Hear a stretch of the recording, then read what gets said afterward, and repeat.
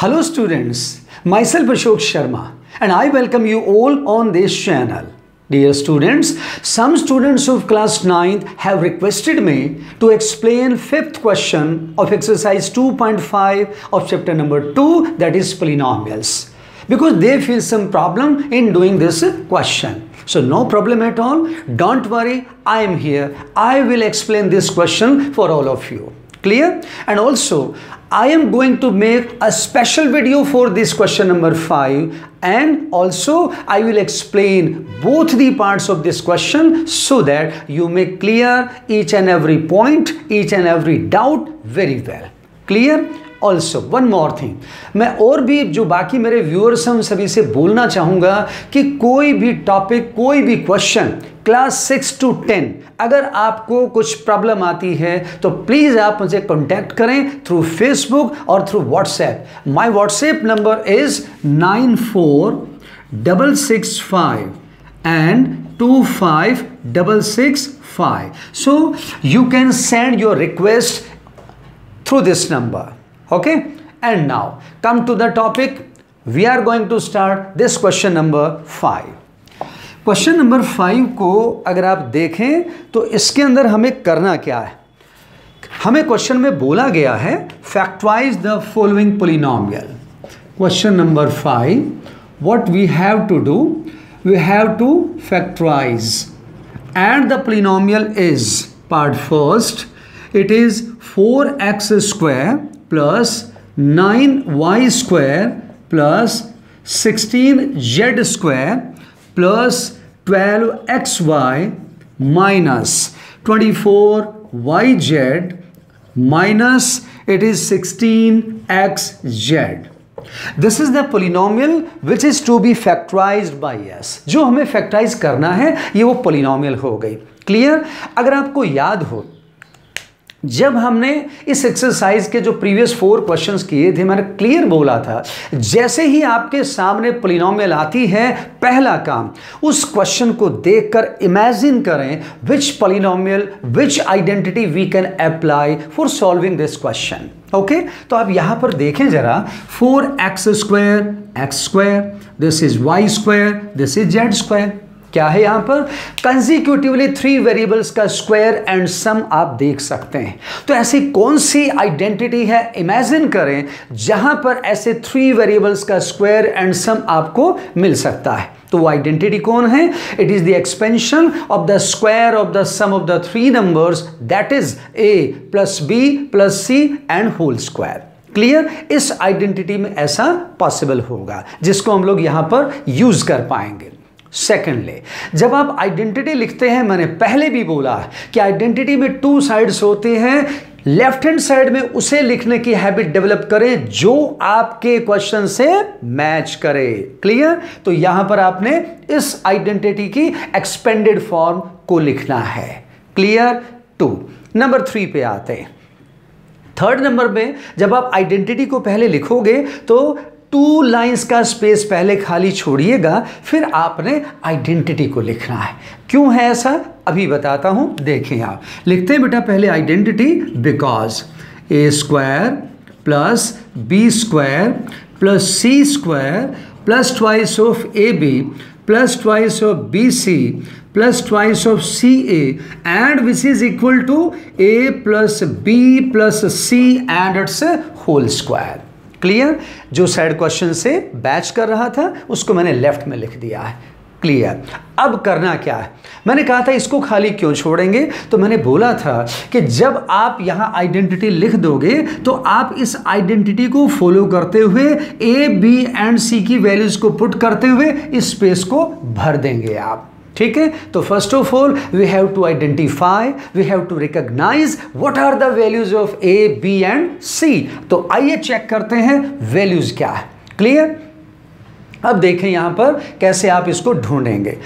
एक और बात जो मैं आपको यहां क्लियर करना चाहूंगा कि हमारे पास ये आइडेंटिटी तो प्लस वाली है, लेकिन जब आप क्वेश्चन में देखते हो तो यहां कुछ टर्म ऐसी हैं जिनमें नेगेटिव साइन है.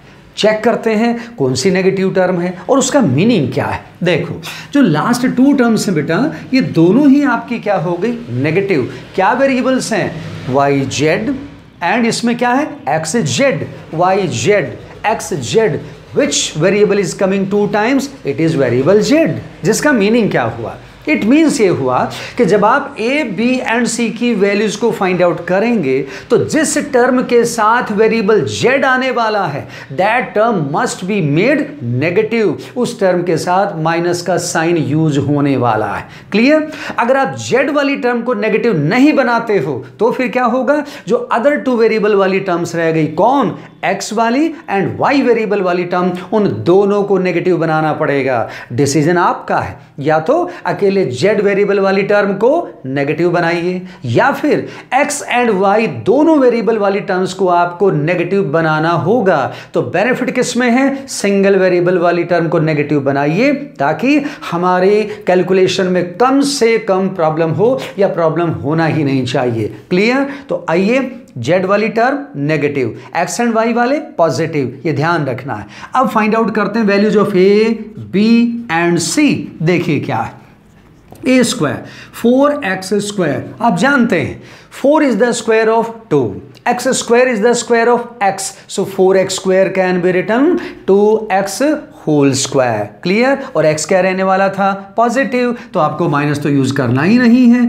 2x whole square plus next आते हैं 9y square, variable is y which is positive, 9 square of 3, y square square of y, what can we write down, it is 3y whole square. Next आते हैं 16 is the square of 4, z square is the square of z, 4z whole square but with minus sign, हमने बोला था minus चाहिए, so we can write down minus 4z and its whole square.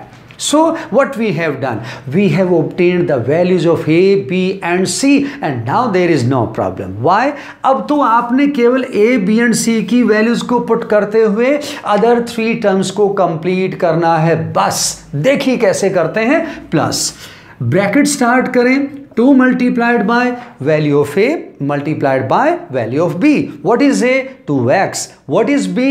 3y. Multiply कर दें, 2x multiplied by 3y bracket closed plus next bracket. Now it is 2bc, 2 times of b 3y, c minus 4z, करते हैं multiply, 2 times of 3y multiplied by minus 4z bracket closed plus bracket start करें। अब केवल last term twice of सी बाकी, उसमें और value put कर देते हैं और फिर आपको लगेगा अरे क्वेश्चन तो हो गया। देखिए कैसे, 2 वैल्यू ऑफ सी कौन, -4z, value of A it is 2x। देखिए 2 multiplied by -4z and multiplied by value of A it is twice of x, bracket closed. अगर आपको चेक करना है whether the values of A B and C which we have find out they are correct और incorrect, क्या करें, देखो ये जो हमने ब्रैकेट्स में 2ab 2bc 2ca लिखा है, अब मल्टीप्लाई कर करके चेक करें। अगर इनका प्रोडक्ट आपके गिवन क्वेश्चन में जो टर्म्स हैं उनके इक्वल आ जाता है विद करेक्ट साइन, तो आप समझ सकते हो कि हम लोग करेक्ट काम कर रहे हैं। क्लियर? जैसे 2 2 जा 4, 3 जा 12 xy, यही तो है। नेक्स्ट 2 3 जा 6, 4 जा 24 with minus sign yz, -24yz, correct. Last plus minus minus 2 4 जा 8, 2 जा 16 zx, वही तो है। तो it means A B and C all the 3 values are absolutely correct. अब करना क्या है, ये जो इक्वल का साइन हमने पुट किया था आइडेंटिटी में, ठीक इसके नीचे इक्वल का साइन पुट करें। देखिए क्वेश्चन करेक्ट होने के साथ साथ उसका रिप्रेजेंटेशन भी इंप्रेसिव होना चाहिए। ये बात ध्यान रखिए आप, बहुत फर्क पड़ता है। अगर आप केवल क्वेश्चन करेक्टली सोल्व करते हो ऐसे वैसे जहां से मर्जी कर दिया, इंप्रेसिव नहीं रहता। टीचर को ऐसा लगने लगता कि बच्चा little bit it is he और she is little bit confused. Clear? ऐसा नहीं लगना चाहिए। कोई भी चीज़ को अच्छा बनाना और उसको अच्छे से रिप्रेजेंट करना दोनों बहुत अलग अलग चीज़ें होती हैं। तो दोनों चीज़ों में जो एक्सपर्ट हो जाता है उस बच्चे के मार्क्स कभी नहीं कट होते। क्लियर? तो दोनों चीज़ों में थोड़ा सा अच्छा ट्राई करें कि अच्छा करने की कोशिश किया करें। देखो इक्वल के नीचे equal, A B C values put करते हैं बेटा। What is A? It is 2x। What is B? It is plus 3y. And what is C? It is minus 4z. So directly minus 4z लिखिए and इसको कर दीजिए whole square. अब क्या करें, याद करें आप, एक्सपोनेंशियल रूल्स क्या होता था? Suppose we have given x square. What can we write down? We can write x multiplied by x 2 times. Why? Because x is having 2 power. That's why the base x can be written 2 times. Similarly, our bracket is also having 2 power. So we can write down this same bracket 2 times without any change. So write down this bracket 2 times. First one, 2x plus 3y minus 4z into, one more time, it is 2x plus 3y minus 4z and your question is completed. और जैसा मैंने पहले भी बोला है, जब last line आती है आपके सॉल्यूशन की तो वो किसका सॉल्यूशन आया लेफ्ट साइड में मेंशन कर दिया करें, और वो क्या है आपका question itself. Therefore we can write down now the factorization of 4x square plus 9y square plus 16z square plus 12xy minus 24yz and minus 16 times of xz, it is equal to the product of these two factors. Clear? ये हो गया आपका part number first. अब बात करते हैं second part की। कई बार बच्चे फर्स्ट पार्ट तो कर लेते हैं, सेकंड पार्ट जिसमें रूट वाली वैल्यूज़ हैं उनको वहाँ पर बड़ी प्रॉब्लम्स आती हैं। ठीक है, तो उसको आप समझिएगा कि वहाँ पर ए, बी एंड सी इन वैल्यूज़ को आप कैसे करेक्टली ऑब्टेन कर सकते हो, कैसे अपनी आइडेंटिटी में उनको सब्स्टिट्यूट करें और करेक्टली सॉल्व करके करेक्ट आंसर ऑब्टेन करें। तो उसके लिए ध्यान से देखना इस पार्ट को जो हम लोग अभी एक्सप्लेन करने वाले हैं। तो देखो सेकेंड पार्ट हमारे पास question number 5 and it is part number 2। Factorise, it is 2x square next plus y square plus 8z square, next is minus 2 root 2xy, next is plus 4 root 2yz and the last one minus it is 8 times of xz। ये वो second part वाली polynomial है जिसको हमने factorise करना है। Clear? अब बात वही मैंने बोला था कि सबसे पहले तो आपको आइडेंटिटी को इमेजिन करना है, किसको यूज करें वो हम लोग ऑलरेडी जानते हैं क्योंकि वही सेम क्वेश्चन चल रहा है, a plus B plus C whole square का एक्सपेंशन यूज करेंगे। क्लियर? उसके बाद मैंने बोला था कि 2 लाइन छोड़ करके आइडेंटिटी को लिखेंगे। मैं लिखता हूं पहले उसको, फिर बाकी बातें करते हैं। बिकॉज लेफ्ट हैंड साइड में कौन था? Expansion, expanded form of the identity, A square plus B square plus C square plus twice of A B plus twice of BC and plus twice of CA which is equal to A plus B plus C and its whole square। तो ये हमारे पास क्या बन गया? Identity हो गई है, हमने मेंशन कर दिया। अब नेक्स्ट काम क्या था? हमारे को A, B and C in values को फाइंड आउट करना है करेक्ट साइन के साथ, करेक्ट वैल्यू के साथ। ठीक है, साइन की बात पहले चेक करते हैं कि which variable term is going to be positive and which to be negative. देखिए क्या है, दोनों नेगेटिव टर्म्स पे मैं एरो लगा रहा हूं और मैंने क्या मेथड बोला था कि आप चेक करेंगे कौन वेरिएबल है which is coming 2 times, X Y X Z. कौन आया 2 टाइम? x। इट मीन्स क्या हुआ? The term with the variable x will be made negative and the other 2 with variables y and z will be positive. तो ये clear हो जाना चाहिए कि x वेरिएबल वाली टर्म को, अकेले वाली टर्म को नेगेटिव बनाना है और y z को बनाएंगे पॉजिटिव। क्लियर? अब बात करते हैं यहां प्रॉब्लम क्या आती है। Because 2 is not a perfect square number, 8 is also not a perfect square number. तो कई बार आप बच्चे लोग समझ नहीं पाते हो कि यहां पर किसका होल स्क्वायर में मैं इन टर्म्स को कन्वर्ट करूं। तो मैं बहुत सिंपल और बहुत छोटी सी टिप बताने वाला हूं, ट्रिक बताने वाला हूं। अगर आप उसे फॉलो करेंगे तो यही नहीं, ऐसे किसी भी क्वेश्चन में कभी प्रॉब्लम नहीं आएगी। देखिए ध्यान से मैं कैसे करता हूं। मेरे पास टर्म क्या है बेटा? 2x square. क्या करना है मुझे? It is equal to 2x square under the root and it's whole square. आपको लगेगा ये मैंने क्या कर दिया।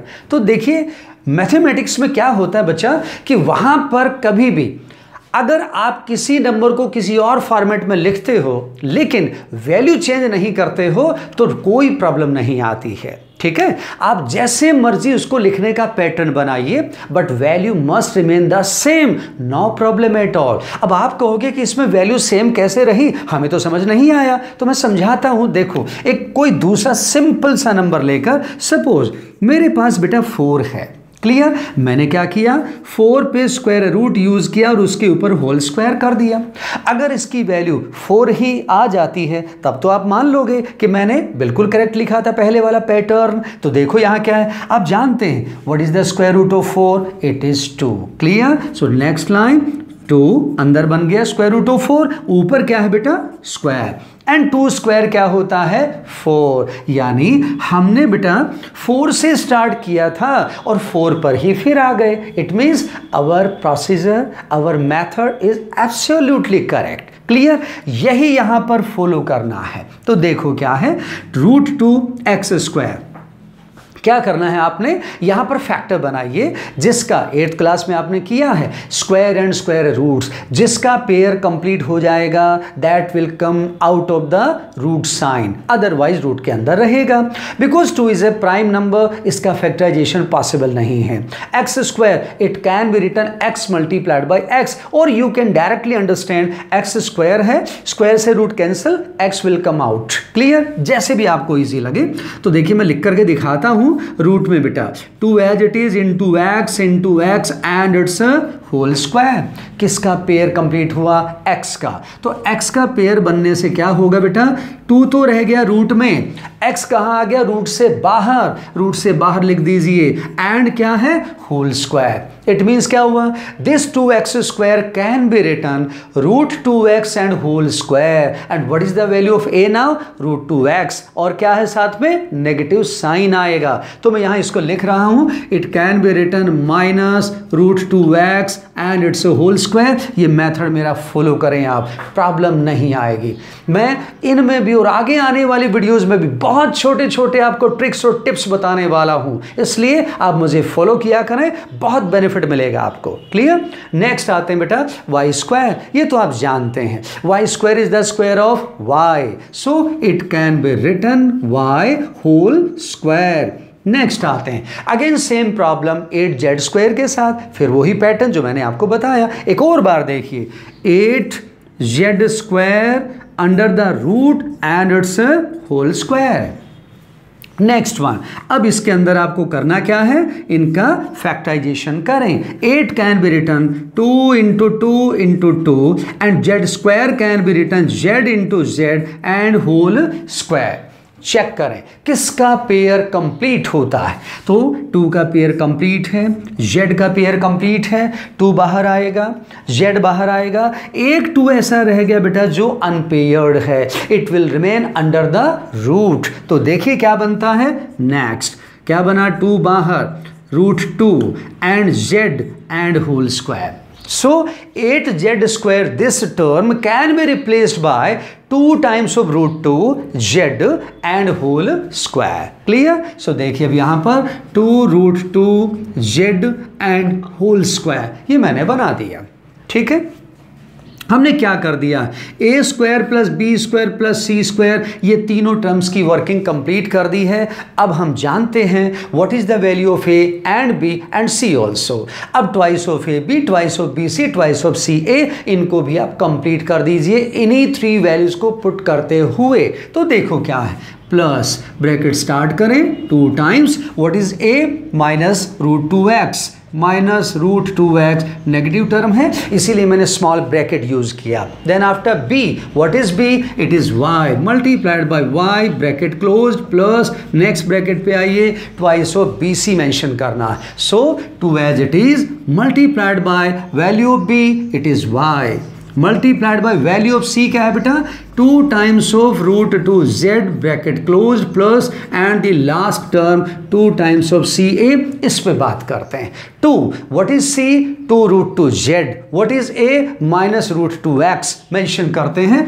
2 multiplied by value of c, 2√2z multiplied by value of a, it is -√2x and bracket closed.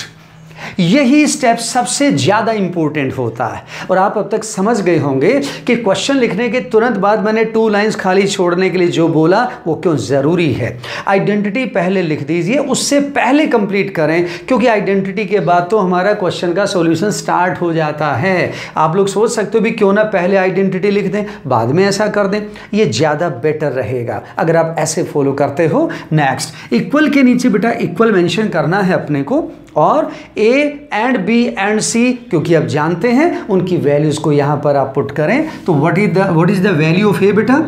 It is -√2x plus B, it is y plus c plus 2√2z and whole square.